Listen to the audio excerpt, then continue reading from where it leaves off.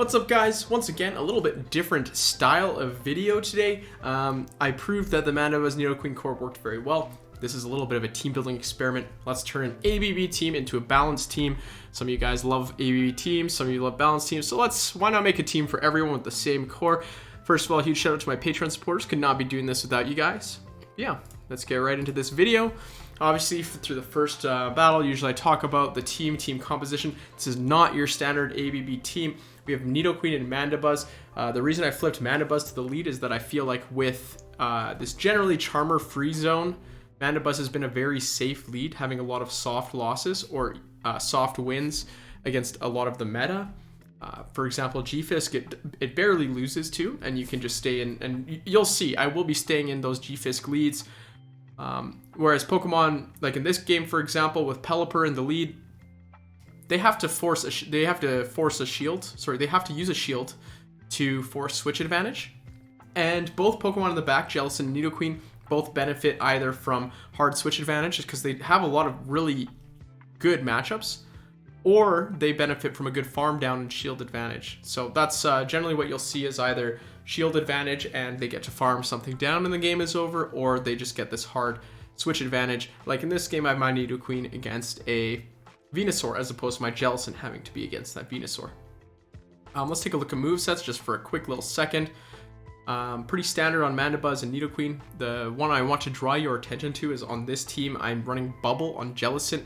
In the past, I've always run Hex on Jellicent. I'm still running Shadow Ball and Ice Beam. Nothing's changed there.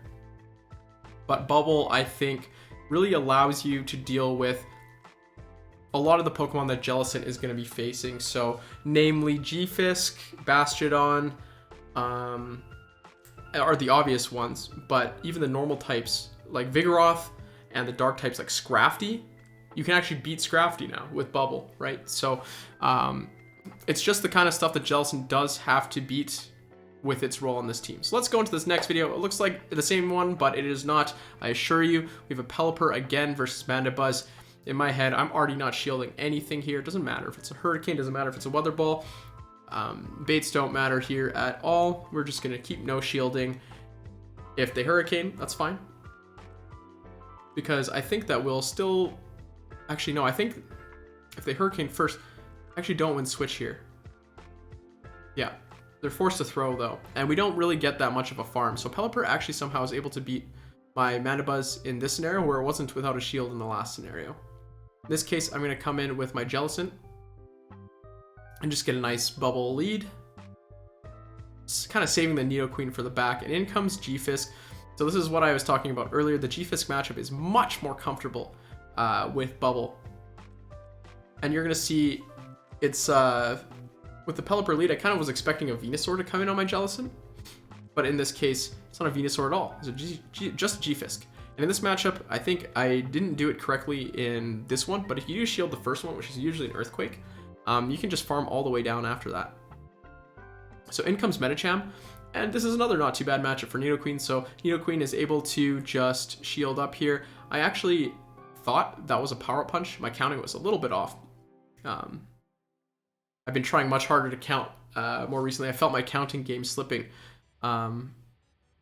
But it doesn't really matter as long as we shield the one. Ice Punch. We should be able to get this Poison Fang off as well.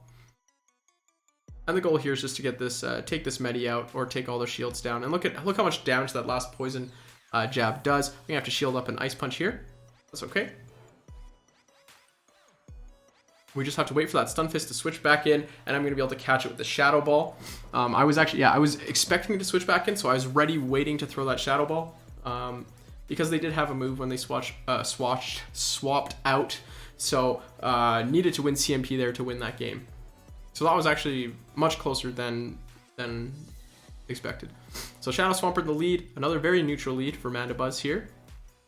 We're just going to keep tanking moves. And they're going to swap out to G-Fisk. So we're going to go right into our own Jellicent here. That was really fast. That doesn't seem like an Earthquake, but it is. What happens when you swap a little bit slow, tank the Earthquake, it's okay.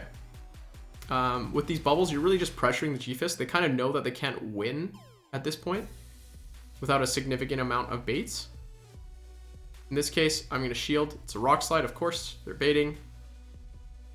But I'm still going to be able to beat them to this next move. So we'll see if this bait even matters at all. They are going to get to another move. In this case, I'm not going to shield. This looks like a pretty good farm down range for Nidoqueen, perhaps. I don't even do it. I go in with Mandibuzz to get a couple more snarls, and then come in with Nidoqueen. And out comes Excadrill. Okay, very interesting. Not really sure I can afford to shield that drill run. This game is going to come all down to Mandibuzz. Unfortunately, I do throw an extra snarl. I overtap on the switch in. Which forces me to have to throw Foul Play right away, so I couldn't farm up another one. But yeah, obviously I will be shielding anything that comes from this Excadrill. Excadrill hits extremely hard. It's incredibly squishy. And they're going to swap back into their Swampert. And, oh, this is going to be rough. Mandibuzz can tank one more Hydro Cannon, just because everything else is Mud Shots right now. But these Foul Plays, it's going to take 2 Foul Plays to take out this Swampert. And I knew that I had to be within 1 Snarl. Because that Excadrill swapped out with a ton of energy. It probably already had a move, so it was probably a lost cause regardless. Or 1 away from a move. Either way, I needed to be closer. So we're going to take that loss. I did not swap fast enough to the G-Fisk. I didn't execute my game plan. I didn't count properly. So here we are, another Swampert lead. This is the redo. Let's see if we can get it done this time. I think regular Swampert's a bit tougher. These Foul Plays don't quite take it out. It can tank 2. I think it still takes 3 Hydro Cannons to take you out. Although you live 2 a lot more comfortably. So you'll notice I haven't actually swapped out of a lead yet. I'm literally I'm in it for the long haul. And that's kind of the beauty of these balanced teams. You can start kind of trying to plan around everything while the lead matchup is going on, because you know exactly what you're doing. They go with the Ferrothorn. I had to pause the game for a little bit because I really wasn't sure what to come in on with. I decided to sacrifice my Nidoqueen here. Or get more shields. That's fine with me. And they actually let it go down, so I will keep switch. And this is kind of important too, because I'm able to line up my Jellicent onto the Swampert instead. Well, assuming I don't take it down with the Nidoqueen first, they throw their Hydro Cannon smartly, and we're going to go in with the Jellicent. And Jellicent kind of just absorbs this energy nice and easy. And hopefully Mandibuzz can handle whatever's in the back, and it's Talonflame. So this is actually not too bad to just stay in with Jellicent. I try and throw for CMP, just in case they Brave Bird and dip. But unfortunately, they did not. And then this one is very obviously a Flame Charge as well, but it's probably going to be the thing that deals the most damage to Jellicent at this point. So this game is quite over.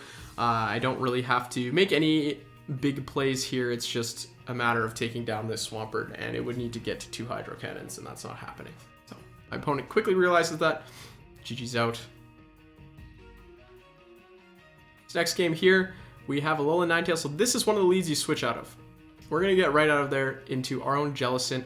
I swapped into Jellicent before even knowing if it was Powder Snow or Charm.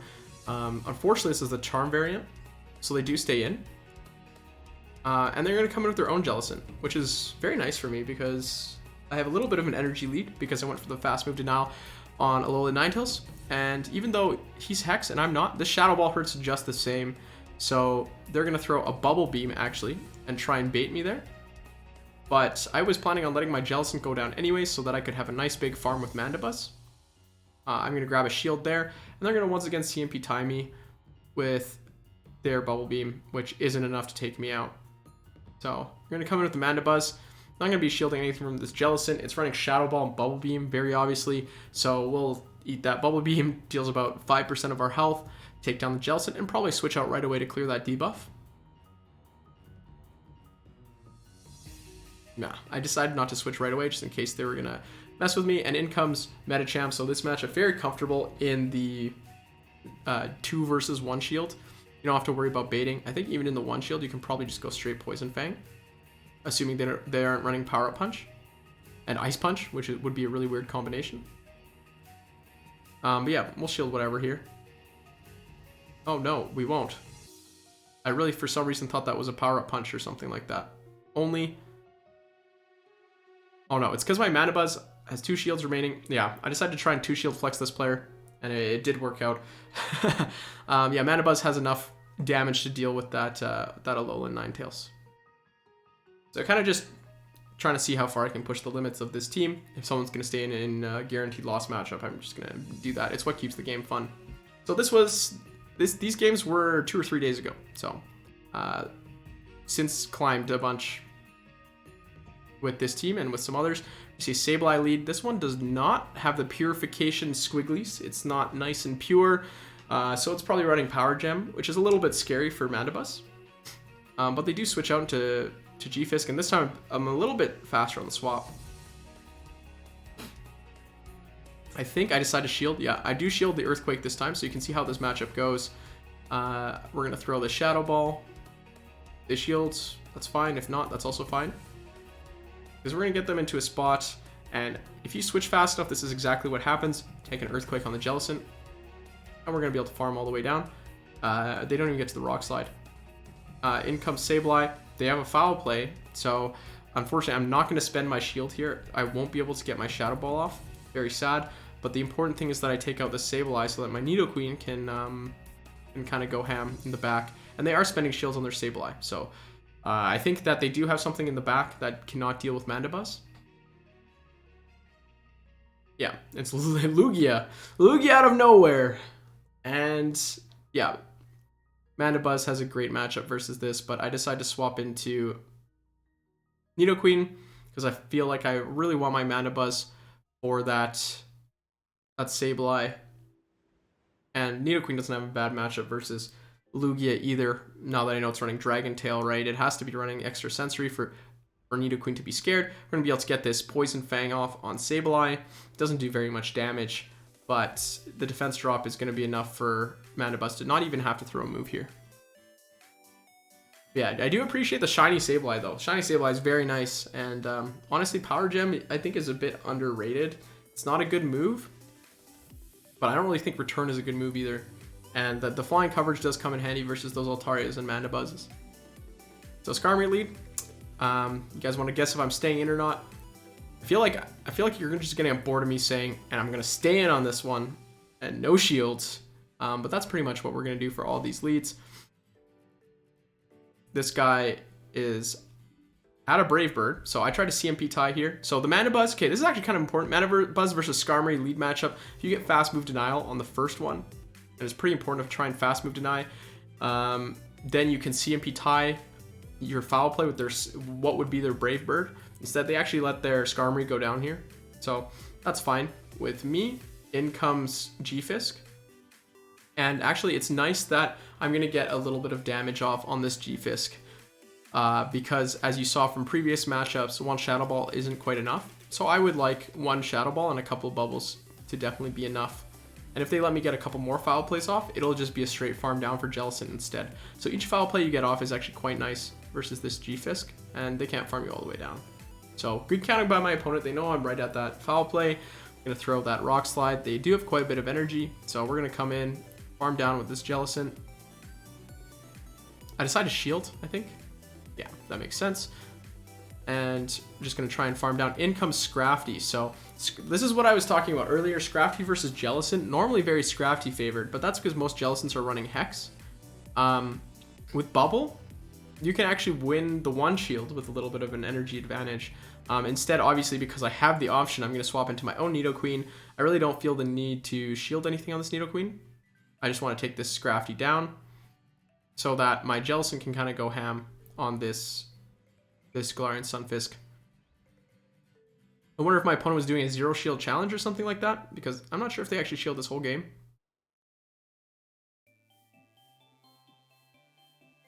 Oh, there we go. But I don't think shields would have really helped. Maybe in the Skarm lead matchup, but then giving me shield advantage that early when I get a farm down with Jellicent, it's really tough too. So yeah, it's just at the end of the game, these shields sometimes don't end up mattering with the Poison Jab, Poison Fang combo, just lowering defense, and Bubble hits decently hard too as a fast move.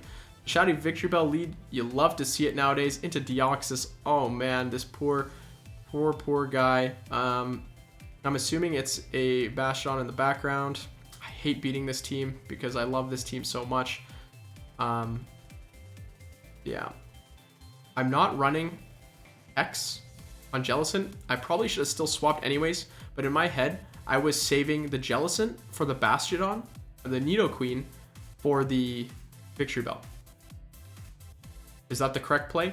Probably not. I think I should have swapped right away into that Deoxys with my Jellicent and saved my Mandibuzz for the Victreebel and my Nidoqueen for the Bastiodon.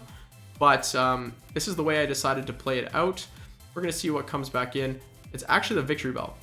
So I think that they were trying to play on the fact that they thought I would switch out right away, which is what I do when I play ABB teams. But in this balance lead, I do want my Mandibuzz going down. My Mandibuzz is never around at the end for the most part. You know, shield up the Leaf Blade, and in comes Galarian Stunfisk. So this is a pretty good scenario too. It's not the Bastion I was expecting, and actually I would have ended up losing the game probably if I had tried to save my Nidoqueen for the Bastiodon, because Nidoqueen does not beat Galarian Stunfisk. As you can see, even an Earth Power doesn't take it out. We're going to come with the Jellicent. No shields left, but we are going to have that Ice Beam ready to go versus this Victreebel and be able to take it out. So this team, obviously, a very good matchup versus Victreebel, Bastiodon Core. If it's Vigoroth, or if it's... sorry, blanking. Deoxys. This is fantastic against it. If it's Lickitung Swap, it's a little bit tougher. So we went in a lead here. And in comes Nidoqueen. So we do have Bubble. Once again, very important. I'm going to tank the first move. This is my first time playing this matchup. I did not realize you probably want to be shielding an Earth Power. Otherwise, they can win the 2 shield. And I kind of wanted Switch in this game because I have such a comfortable matchup versus the Jelly. In this case, I know that they're... Oh no, I shield the Poison Fang. Good bait by them. We're going to get this Ice Beam off. I think if it's Shadow Nidoqueen, you end up bubbling them down instead. But yeah, I let this Poison Fang through. Deals quite a bit of damage. And unfortunately, it is what it is. I'm going to have to deal with a shield disadvantage here. I'm going to switch in Mandibuzz. Going to catch a Poison Fang. And then I'm going to switch to my own Nidoqueen to clear the debuff. And now we have a different Nidoqueen versus Jellicent matchup. They're going to throw first, which was a bit of a disaster for me because if it's a bait, I'm going to deal way less damage. We're going to throw an Earth Power. And then we're going to hope that we get to the next Earth Power before they do. Earth Power should be enough to KO, or 2 Earth Powers should be enough to KO Jellicent. And even though we're debuffed, we'll see what comes back in. Yeah, Nidoqueen of their own. Yeah, I'm going to try and farm down. They knew they had to get the Earth Power to take me down. We're not going to see what's in the back. I'm assuming something not very good against Nidoqueen at all. But I can't imagine what that would be. Maybe Azu or something like that. I don't know. So another 1 lead. They're going to go to Surfetched. This is fine with me. I do have Jellicent to deal with the Deoxys in the back, and even Nidoqueen is not too bad.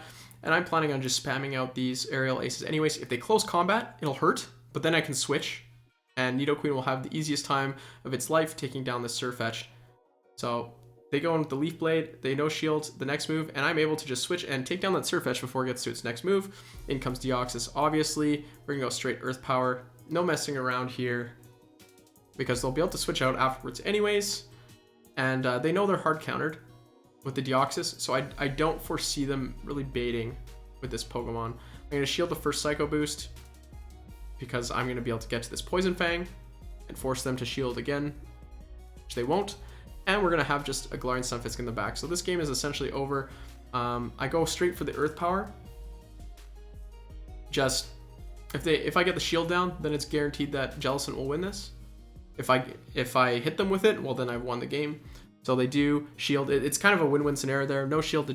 The Nidoqueen come in with Bubble Jellicent. Bubble Jellicent does work again. Honestly, I felt like Bubble was... There was not really... Like, a lot of times when I'm trying to run Bubble Jellicent, there's a lot of times where I'm like, man, I really wish I had Hex. But in this case, I don't think...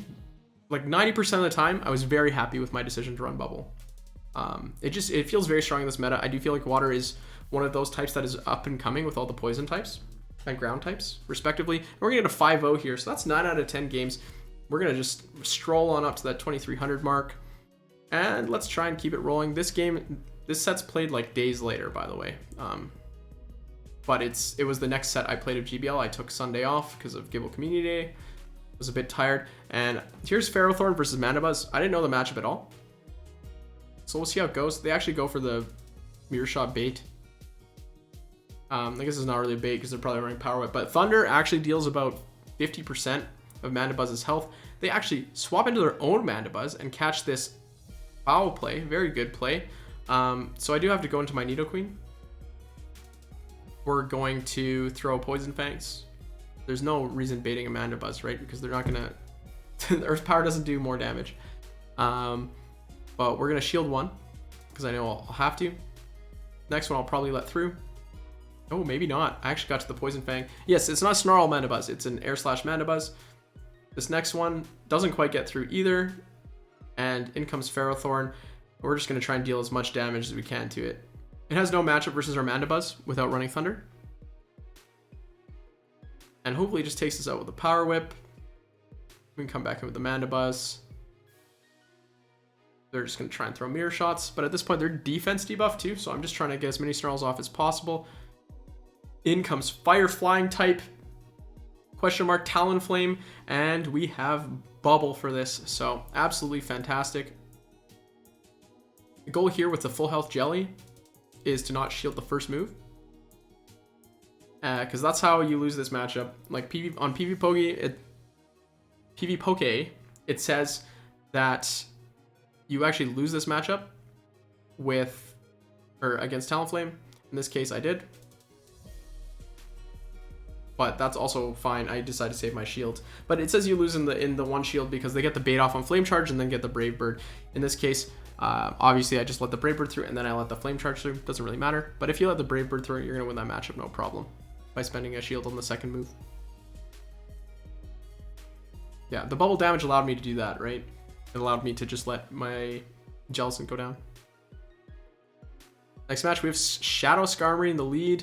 So we'll try and play this the same as last time. Throw our Foul Play at 5 and try and go for the fast moves now. Successful again. And then 6, 7, and hopefully we CMP tied here, right? See if they Brave Bird. Brave Bird shouldn't take us out, even though Shadow bonus. Yeah, we got the CMP tie. So they actually really have to shield this if they want their Skarmory to survive at all. And they're going to switch out into Vigoroth. And once again, Bubble coming in really handy. This matchup is nice with Bubble because it gives you the ability to farm down. Jellicent versus Vigoroth, I would say, is pretty dominating with Ice Beam. Just because you have slightly faster pace than Bulldoze. And it takes 2 to take out Vigoroth, whereas it takes just over 2 Bulldozes to take out Jellicent. So we're going to take the second Bulldoze here. And then I'm going to get 3 more bubbles off. And look at that nice farm down. So in the Zero Shield, able to exit this matchup with almost 100 energy. So Skarmory comes back in. They're going to have to shield this if they want to survive. Which they don't. That Skarmory had no plans on living. And in comes Scrafty. We're going to be able to throw this big Ice Beam on the Scrafty and just switch into Nidoqueen. This is a very comfortable win as well. Yeah, I've actually very much enjoyed playing these balanced teams. I've played a lot of ABB in the past, right? But balanced, it gives you a new perspective, right? If you only play one type of team, you don't really know what your opponent wants to do. And knowing what your opponent wants to do in Pokemon Go is probably one of the most understated things, I think. Especially with baiting and stuff like that. Lots of people are like, wow, how did you call that bait? It's not calling a bait. It's just, I don't care about the Pokemon. I care about them. Sorry.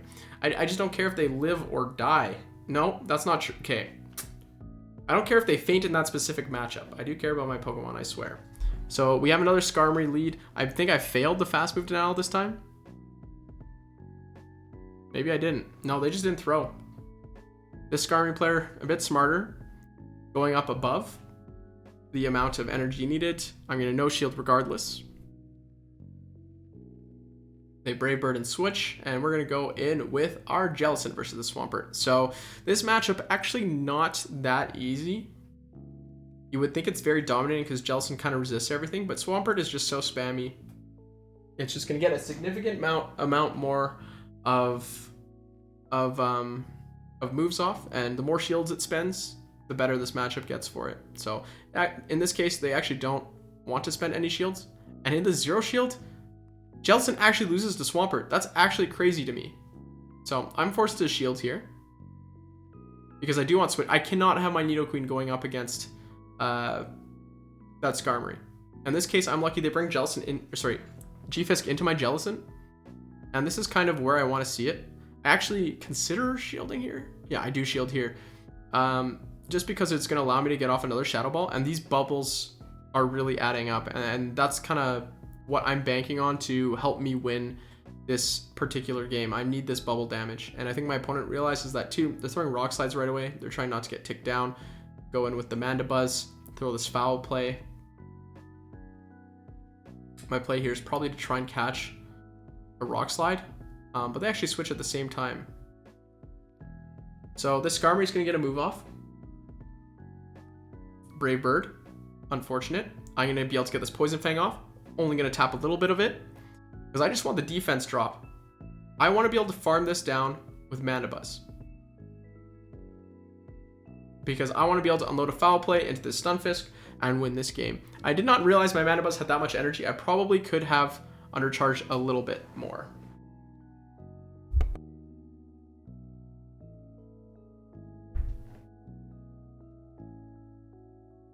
Yep, this next game, we have Mew. So perfect lead for Mandibuzz. You love to see this. Just have to watch for the catch. But they stay in long enough that I feel comfortable. Well, I throw at an odd number so I can see that final Shadow Claw go and throw. But they actually managed to switch out. First, we have a Skarmory come in. So this is probably Mew, Skarmory, Scrafty or something like that. I feel like that's a pretty common line nowadays. And they don't even build up to the... Oh, they do build up to the Brave Bird. Whoops. And that's okay. Because we're just going to be able to get a Shadow Ball off here. Take down that Skarmory. And in comes Mew. Get another Shadow Ball off. Yeah, Jellicent is such a monster in this meta. I can't even believe it. They're forced to shield. We're going to come back in with the Mandibuzz. Get to that Foul Play. Definitely going to shield whatever happens here. Wild Charge.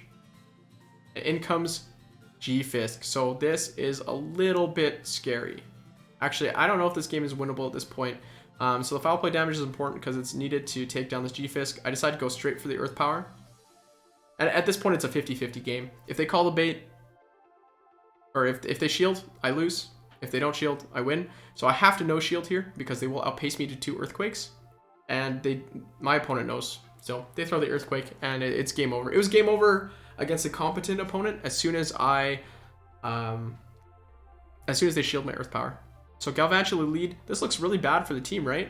So Mandibuzz weak to Galvantula, Jellicent weak to Galvantula. How do you swap out of this? Well, here's the answer. You don't. You just stay in with this matchup as well. Gonna get a nice Foul Play off on this Galv. And guess what? If this Galv loses the 0 shield to Mandibuzz, by the way. So you do get shield advantage here. They're going to get 4 Volt Switches worth, which they think they can convert into another shield. But Nidoqueen actually walls Galvantula quite well. It's only going to be able to get 1 move off. And because of the lunge debuff, I'm actually going to get an additional Poison Jab through. Every little bit of energy helps, especially with Nidoqueen. Nidoqueen is fantastic with energy. I'm debuffed with lunge, but they come in with Azumarill. So if they're going to come in with Azumarill, then I am going to throw a move. And this is what I'm talking about. Okay, this is very important. Just watch what happens here. This is Jellicent versus Scrafty, right? You might think this is a pretty bad matchup for Jellicent, but look, those bubbles are starting to hurt quite a bit. We're going to let the first move through, as always. And we're going to beat them to the second move. So in the 0 shields, Mandibuzz beats Galv, and Jellicent beats Scrafty. And in the 1 shield, it would be the same thing for the Jellicent matchup, not for the Mandibuzz matchup. So Azu comes back in. Don't need to shield this. I've got a Nidoqueen ready to go in the back and 2 shields on it. There's no way this Azu can bubble me down before I Poison Jab it down. Yeah, that's all we need. Even if they shield the other Poison Jab, or no shield the first Poison Jab, it's going to be the same outcome. Going to be able to 2 shield flex this one as well. But yeah, that is the team. Hopefully you guys enjoyed this little bit of a different style of video, kind of using the same core that I have used in a video just a week ago, but kind of flipping it around and seeing how you would play it as a balanced team. I guess I never really talked about why Jellicent. Jellicent forms a pretty good core with both of these Pokemon. Jellicent Mandibuzz and Jellicent Nidoqueen are both decent cores. I wouldn't say they're the best cores, but they're quite good cores. So it really does allow you to let that Mandibuzz go down and play the Jellicent Nidoqueen, or it does allow you to sacrifice that Jellicent to a safe swap in the case of like a Charm lead, and play the Mandibuzz Nidoqueen core instead. So it gives you two options, which is super nice. And if you'll notice, I think in this video, out of 15 leads, even with all the negative leads that I did have, with the G-Fisk and everything like that, I only switched out of one lead. So only switching out of lead in less than 10% or 7.5% of games is, I don't know. It seems like balanced teams, they have a pretty formulated game plan as well as ABB, and ABB is very, I don't know, you're reacting a bunch with balanced teams and you're forcing reactions a bunch with ABB teams. So they have their own different set of skills, I believe, but with solid Pokemon Go mechanics, you can play either team, I think. But anyways, this was fun. Please let me know if you like seeing these different types of team building scenarios as well. I can make some more balanced teams. They're harder to make on the fly. I can make them. But yeah, I'll put my socials in the description as usual. And as always, thanks for watching.